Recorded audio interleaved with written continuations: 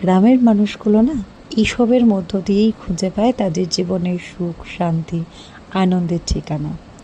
তো হ্যাঁ, আমার বাপের বাড়ি গ্রামের দিকেই। আর আমার মা মানসিক করেছিল আমার সোনা পাপার জন্য, যে সোনা পাপা হওয়ার পর অন্নপ্রাশনের আগে গোপাল দিয়ে মায়ের কাছে গিয়ে পুজো দেবে। তো আমার সোনা পাপার এই পুজোতে সামিল হয়েছিল আমাদের বাপের বাড়ির গ্রামের কিছু মানুষজন। তাদের অনেক আশীর্বাদ, অনেক ভালোবাসা আমার সোনা পাপা পেয়েছে। তো আমরা চলে গেছিলাম আমাদের গোপাল ঠাকুর আর আমার ছোট্ট গোপালকে সঙ্গে নিয়ে পুজো দিতে।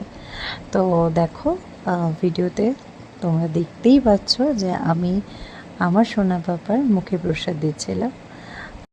এটা ছিল আমার সোনা পাপার মুখে প্রসাদের রিচুয়ালস। তোমরা আমার সোনা পাপাকে অনেক আশীর্বাদ করো এবং অনেক অনেক ভালোবাসা দিও।